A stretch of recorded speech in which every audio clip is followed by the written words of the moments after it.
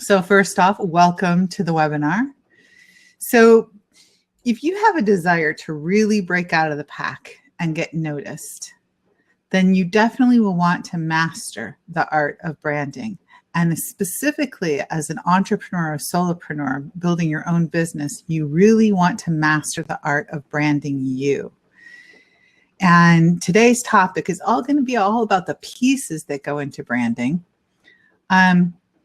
So we're going to cover the pieces, what they mean, and we'll touch on how you fill in the blank for yourself, especially when you're thinking in terms of branding yourself.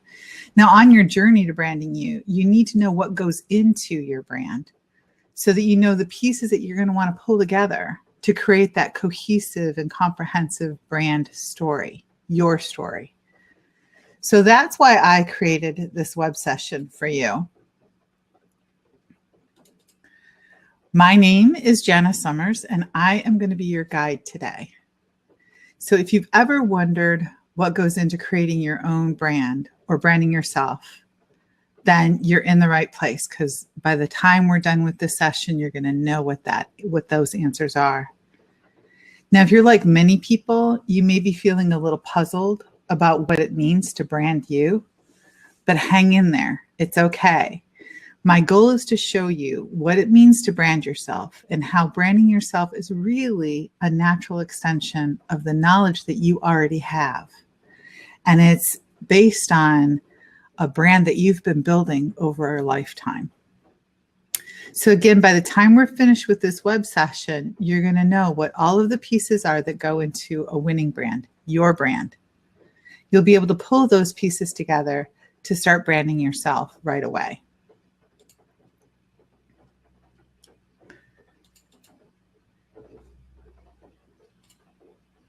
So first off, let's talk about why anyone would do the extra work. Because let's face it, really taking the time to stop and think about your brand and branding yourself takes some extra work. So why would anyone do it? It's not like it's required. Actually, it's not required in business.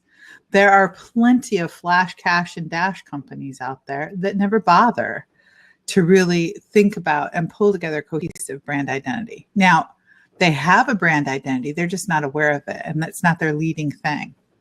But they're also not in the business of attraction. They're not in the business to attract customers to them. So why would they care about their brand?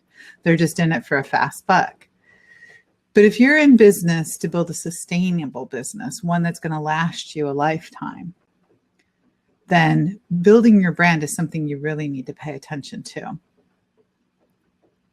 So why we do it? Why do we put in the extra work? And this is the most important benefit to having a solid, cohesive brand.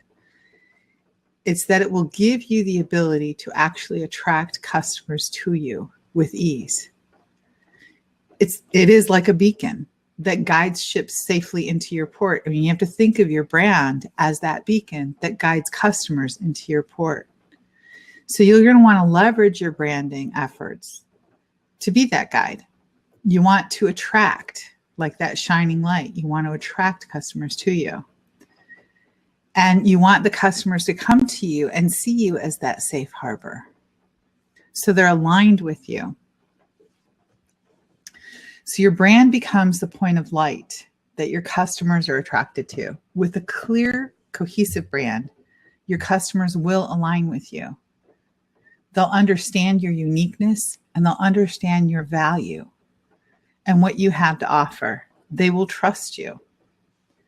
Now imagine how that would feel for you to be able to lock in your prospective customers from the start, before you ever even talk to them, before you even said a word directly to them, to have them intentionally steer towards you and seek you out.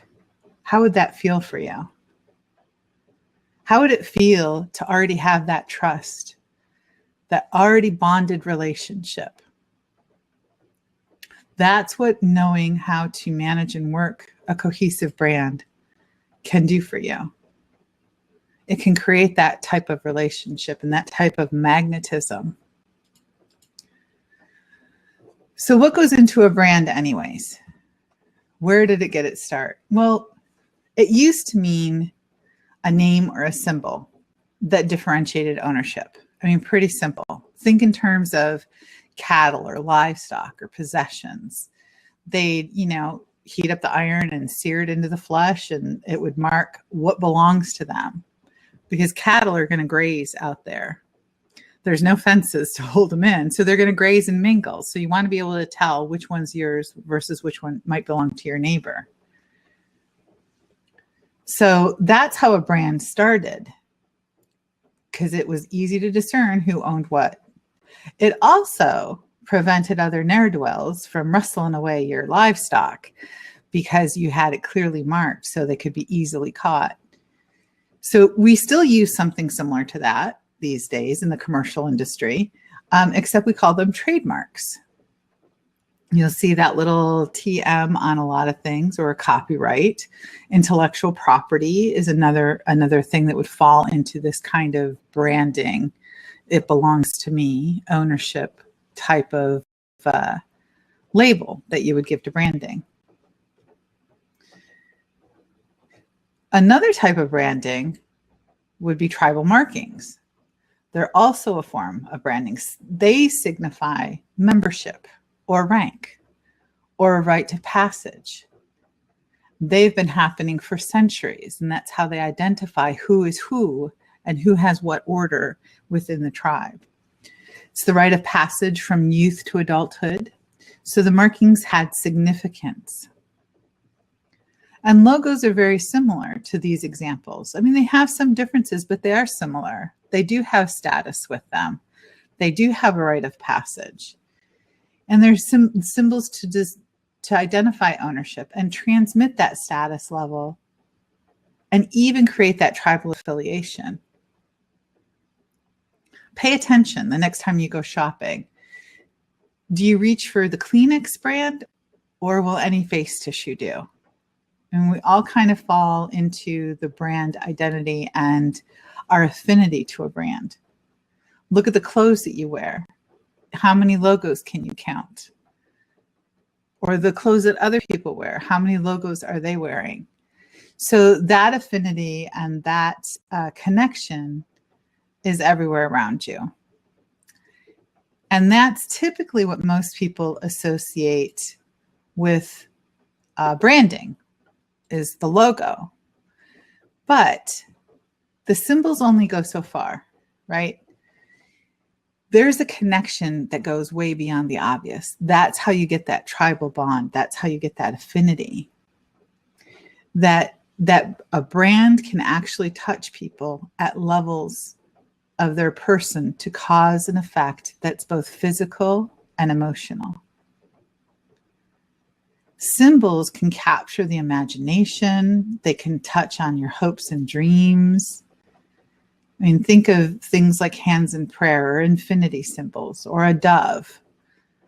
Symbols can also guide and inform us. And runes was a whole language around symbols on stones. They can control our actions. The walk and don't walk is a very good symbol of how it controls our actions. So icons and logos drive us and guide us.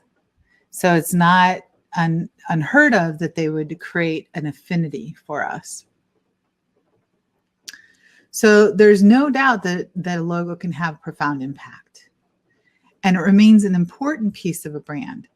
But logos and symbols have their limits. So think in terms of how a logo works. It works as long as the person has some past concept of it. If you've never seen a tattoo, or you've never seen a cattle brand, you would have no connection to it. There'd be no emotional response. You wouldn't know what it was. Interesting marking, artistic, but it didn't have any meaning for you. Likewise, seeing a logo without context, there wouldn't be any connection. I mean, think of the Nike swoop.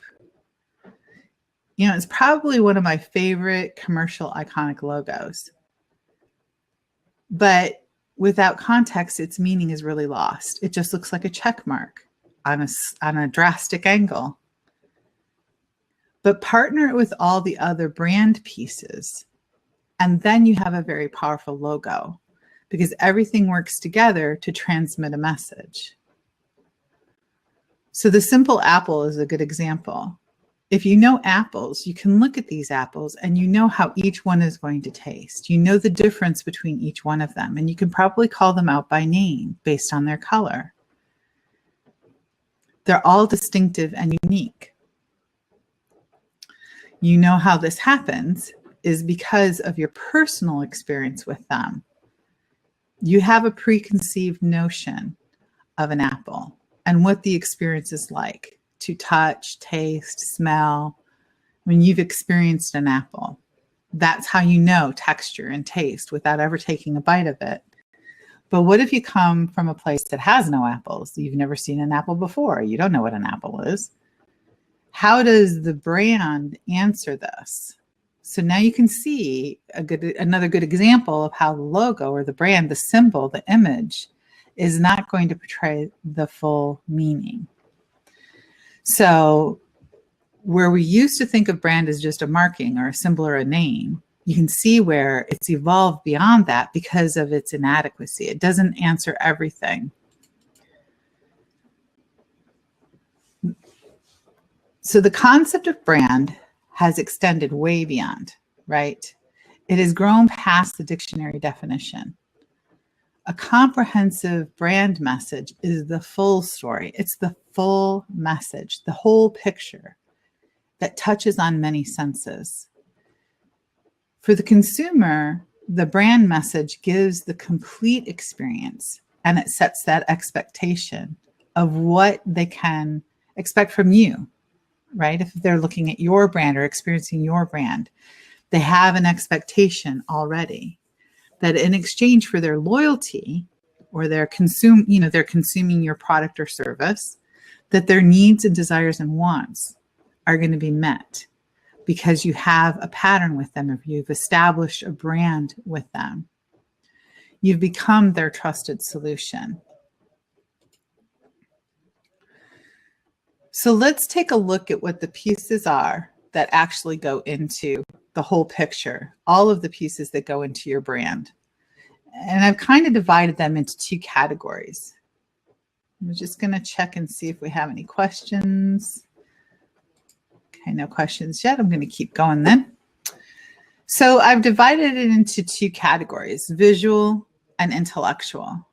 So the visual or the traditional, the logo, is the number one, but it's not the only piece. There's other things that go into this. There's importance in color because color conveys emotion. Color also can excite responses from people. So the colors that you pick for your company, the font. It's funny, I work with a lot of professional writers, and it's quite interesting how important the font is and which font family you pick. And some people are very particular about a font. And some fonts actually really do portray a certain type of message. You'll find that if you see signs that are done for like yard sales or for casual parties, one of the things that people typically do is Comic Sans Serif, which is hilarious because it's kind of got a comical look to it. And it's really interesting how we all fall into those patterns. So we're trying to portray an emotional response based on the font that we're selecting. So even font plays a role in the overall messaging. What kind of packaging? So, is it a can, is it a jar, is it a bottle, is it a bag, or a box? The type of packaging also can play into the brand identity. I mean, if you're in an eco-conscious company and you're producing an eco-friendly product and your packaging is non-recyclable or non-reusable, then you've got a mixed message. So you pay attention to what your packaging is to make sure that it also ties into the brand identity. So that's another role, another piece of your overall brand message. Other visual assets, and I think most common for people who are in businesses, home-based businesses or affiliate marketing, or they're building a business where they're in a seller model. And when you're in the seller model, you're really focused on you. So the things you want to do is you're going to use things like graphics, and the types of graphics that you choose to use could help portray your brand message. For example, say you're into children's clothing is what you're repping, for example. Say you're a seller and you've got this line of baby products and baby care products and baby clothing products, then the graphics that you're going to choose are probably going to be very child friendly. So they're going to be a lot of infants, a lot of baby things are going to be in the graphics that you're going to choose in your overall messaging. Your color is probably going to be the pastels or the bright black and whites, depending on the age group that you're targeting. So you see how these visual pieces tie into your overall brand of what you're branding yourself as. Memes are another thing where that's where you put a message over a graphic image. So those are other visual assets that don't fall into the typical traditional, but in the new world, in the new business world, these also would be visual assets. So on the intellectual side, so some of the things that fall in here is the tagline. Now, if you don't know what a tagline is that 7-word or less phrase that encapsulates the meaning of the company. They're marketing catch tags that deliver a message. The Uncola is an example of one. That was 7-Up, I think back in the 70s, the Uncola. In 2 words, they told you what it was. It was a soft drink. It was a clear soft drink. And so it was the Uncola. It was not like anything else out there. So it differentiated itself and it communicated what it was in 2 words. And that's a pretty tight tagline. So when you're creating your tagline, you're going to think of what are you about as a person. Now, if you've worked on your who, what, and why of you, which we've covered in previous webinars, then you've probably got some of these answers already at your fingertips. If you don't, then I'll give you the information. There's some really cool workshops that I developed that help you dive down into the depth of these answers so that you can answer this for yourself, because they're foundation pieces and it's important for you to know the answers for yourself, for your business. So your tagline could be anything. Mine is transforming your dreams into reality, because that's what I stand for as a company. That's what my coaching business stands for. I have another company where it's personal care that's in harmony with nature, because everything is natural, all plant-based. So your tagline's pretty simple, very easy to digest, and very easy for people to remember. But it's a tight little statement about you and what you're here for. It's kind of like your battle cry. Your mission statement is another piece of content collateral that you're going to create that has to do with your branding. And your mission statement is a little bit more about what you're about. Now, it's not a manifesto. A manifesto is several pages long, but a mission statement is usually a couple of paragraphs, and it gives a little depth about why you're here, what you're here, the purpose of your business. So it gives you a little bit more room to work with, typically no more than 2 paragraphs. But it's a good thing to have, to know clearly what your mission is.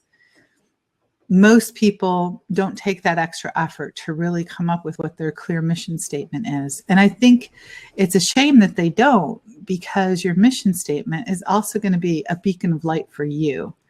So these things are going to help guide you in your decisions as you're building your business, because you'll be able to look and say, is this congruent with my messaging? Does it align or does it contradict? Because you don't want to try and be something that you're not. It was interesting. I was talking with a friend of mine the other day. We were talking about Kmart as an example. Kmart, you know, the blue light special, that's what they were known for. But then other companies came out and they competed at a little higher level, and they had a little bit higher level products. And Kmart tried to expand beyond what they were, to try and compete with a couple of competitors that were coming out.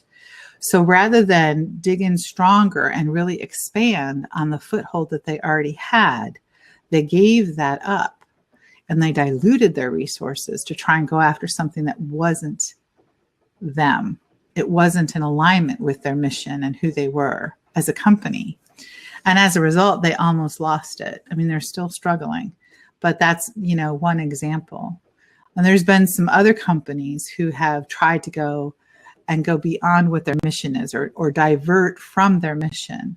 And it usually ends up in epic fails. Sometimes they can recover, but if you go too far away from what your mission is, then chances are you're not going to make it. You're going to end up in that, 80% that fail within the first 2 years of business, which is the statistic on entrepreneurial companies, that within the first 2 years, they usually fail. Well, I covered more of that in a previous web session, which you're more than welcome to go watch. It's up on demand now. So the next thing are blog posts. Now, blog posts are opinion pieces, really. They're your content that you're creating. And hopefully you're creating this from scratch. Hopefully you're creating this from your thoughts and opinions. Because if you're in business, you've got to have a stand. You need to make a stand. You have to be about something. Unless, of course, you're a flash and cash and dash company, then it's clear what you're about, fast money and get out. But if you're building a sustaining business, which is usually what I talk to, then you want to have your opinions and your thoughts in your blog post.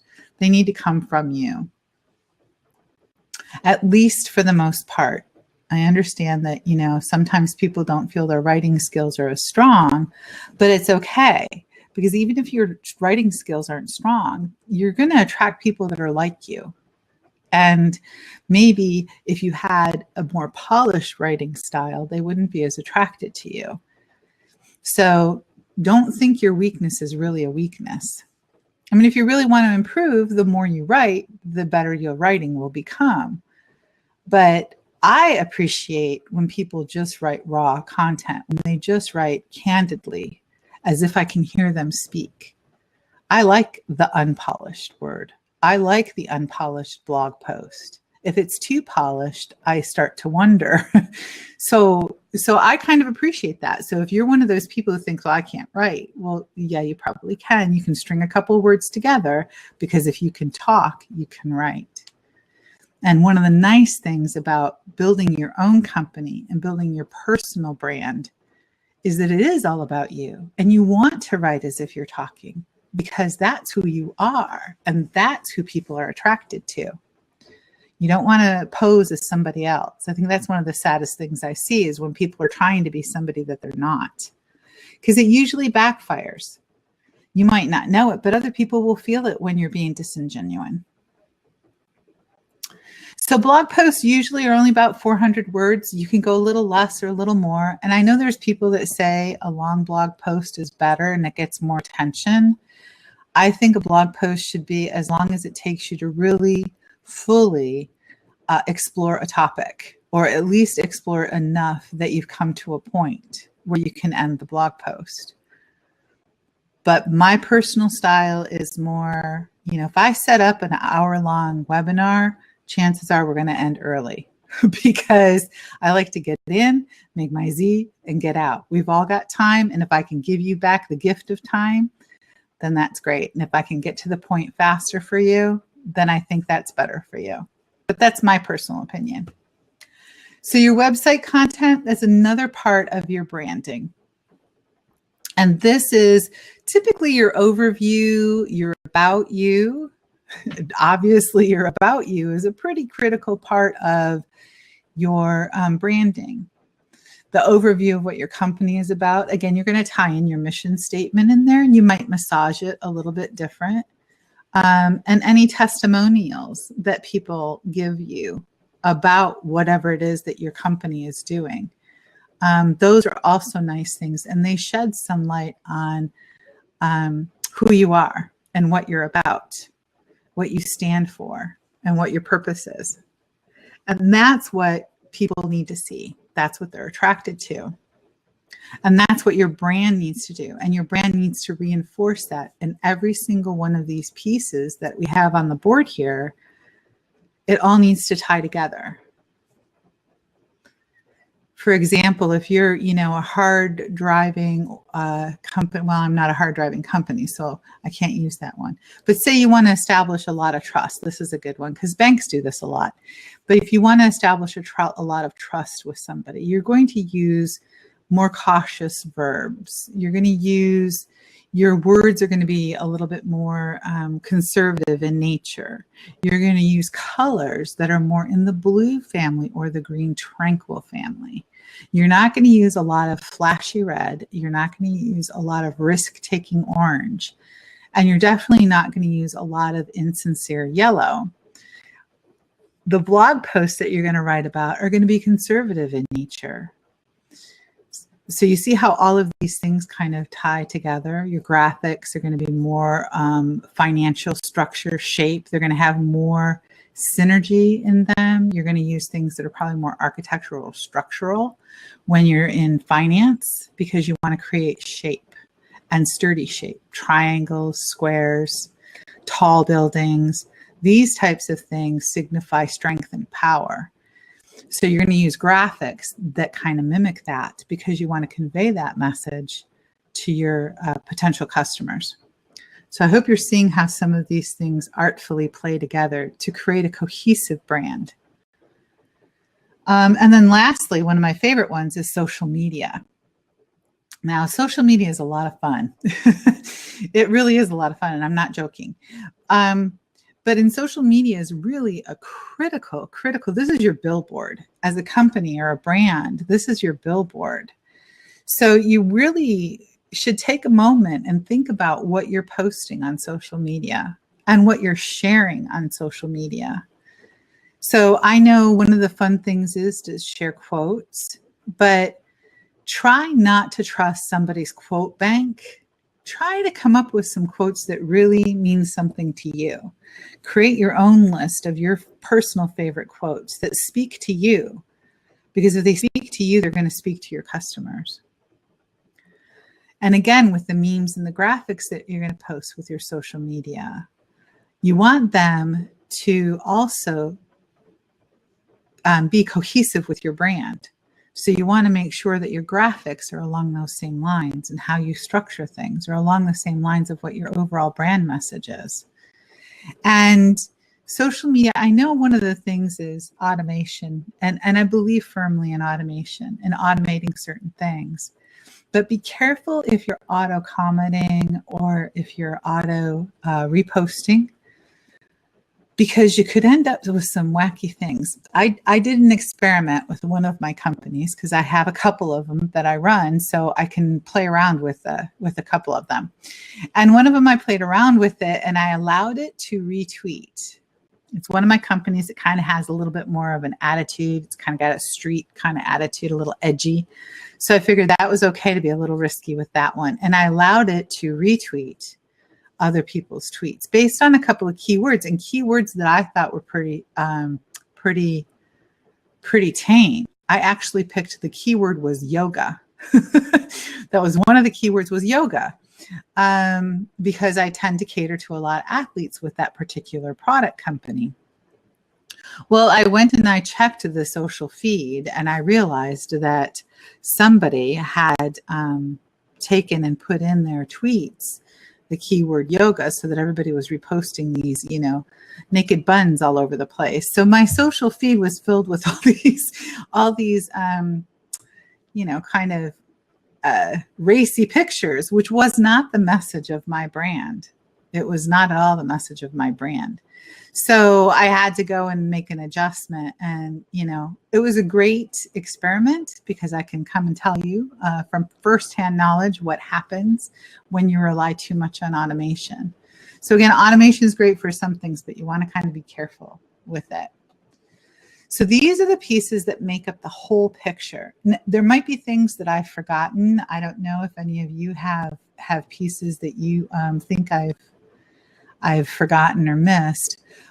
I tried to make this as comprehensive as possible, but I'll have that escape clause. I may have forgotten something, but these are the things that I tend to play with the most when I work with branding on my companies. These are the things that I pay the most attention to, and they get the most attention from other people as well.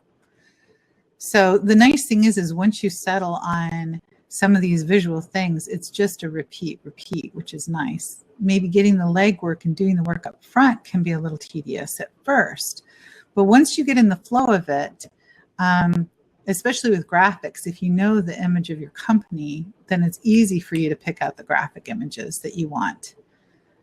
If you know what your overall message, who you are and what you're about, when you read quotes, you'll know the quotes that speak to you the most. And those are the ones you want to grab, because those are the ones you want to repost. Okay. So let's get back to that Apple situation that we talked about earlier. And we talked about the fact that just seeing an apple is not sufficient. But with all of the pieces at our fingertips, how would you convey the who, what, and why of this item, right? The logo wasn't enough, but using all of the visual components and the intellectual components that we talked about, you can actually go in detail about this apple and give someone a visceral experience of what an apple is, even though they've never had one. Maybe you'll use words that you hope they've experienced: sweetness or honey or tartness. So if you use words like that to describe tastes of certain apples, this I think is a Fuji apple, so it kind of has that, no, this is a Pink Lady. And Pink Ladies are really sweet apples, and the texture is very firm. The juice is quite abundant when you bite into a Pink Lady. It's not like a Red Delicious. Red Delicious sometimes are mealy, but Pink Ladies have a very firm meat, and they have a lot of juice. They produce a lot of juice. And they're very sweet. They're one of the sweetest apples. They're best served a little bit chilled, but not too chilled. So if you go through and you describe the apple, the firmness, the texture, the scent of the apple has a little bit of a honey, sometimes a little rose nose to it, the bouquet on the apple. And if you use all of these things to describe it, then people can have an experience. And this is the same thing when we're talking about your branding messages. So how you say what you say, you can be indirect. And people will gain a knowledge of you or an experience of you that you're not even aware of, just by being you and being in tune with who that is and being authentic. It has a lot of power. And that's what attraction is all about. That's what they mean when they talk about attraction marketing. That's what they mean when they talk about branding yourself. It's putting yourself in the front, because that's what the most important thing is. It doesn't matter what shaky shake, juicy juice, fitness pill, patch thing. It doesn't matter whatever you're selling or whatever you're creating. If you're creating the most divine masterpiece, or you're creating the next best face cream, it doesn't matter. What matters is who you are and what you're about, and all of that messaging up front. And that's what sets you apart. Each content piece that you create should echo and affirm and support each other. Because again, when we talked about, if you're not doing that and putting that effort in up front, then you're going to have a mixed message. And then there'll be cognitive dissonance, which means people will be confused. And you don't want people to be confused. I, as a consumer, do not like to be confused. I like to be very simple. I like things plain. I don't want to be confused. If it's confusing, I'll walk away. So you want to be congruent with who you are and what your brand is all about, so that people will get your brand right away and they'll be able to align with you. And it's also important to know what you're not, and don't try to be something that you're not. You do need to stand out to get noticed, but you want to stand out in the right way. And that is being authentic. And the key is to fully utilize all the pieces of branding to be able to communicate to the world around you and impact their perception of you, right? By using all of these pieces that we talked about in the slide a few slides ago, the visual and the intellectual, you can actually take them on a journey, and they will have the perception that you give them to have about you. If they've got no experience, no firsthand experience, and if you've done a good enough job, they'll know you without ever having any direct experience yet. So this is how you get noticed. This is how you stand out in a crowd. And especially if you're in home-based business, you really want to stand out, because chances are there's like 20 million of you doing those wraps. So you want to be different. You want to get noticed, and you want people to trust you. And that's why branding you, the whole package of you, becomes so important. And if you want a business that you can sustain over the long haul, it's almost a must. It really is a must. So I want to thank you for spending some time with me here. I hope I didn't go too long. I don't see if let's see if there's any questions. No, it looks like we're all good here. Truly, I honestly do believe this, that with the right kind of support, there really is no limit to what you can achieve. I really do believe it. Yes, it does take effort, but that's okay. It's effort well spent. So earlier I had promised you some resources. There's one that's not on here, which is one of my fun ones that I did a while ago. It was a workshop on color. So I'm going to go ahead and add that in here. If you're live with me on the website, you'll have this coming to you. So there's if you're working on branding, I have one that goes over color impact, and it tells you the emotional value of colors, which is really important that you understand the emotional value of color. It can help support your overall message. It's not the end all be all, but as you can tell from our discussion, nothing is. You want to use all of them in harmony, in cohesion. So the other one is create the unshakable vision. And this is where you're going to really, this is the corner to the cornerstone, if you ask me. If you need to have an unshakable vision. What are you doing this for? Where are you driving this to? And your vision is very selfish, and that's okay, because you're here to create something in your life, for your life. So really, that's where you start. And the second step is creating that foundation, that rock solid foundation to build your dream business on. Now, this is a two-part series, and this is where we talk about the who, what, and why. We really go over the who, what, and why, your purpose. So you have this solid foundation to build from that can't be swayed. You can change products, you can change services. You can change business models even. You could be a creator. You could be an affiliate marketer. You could be an MLMer. You could be a broker. You could be a real estate agent. It doesn't matter. That foundation, that who you are and what you're about, is what's going to help carry you through any change you go through in your business.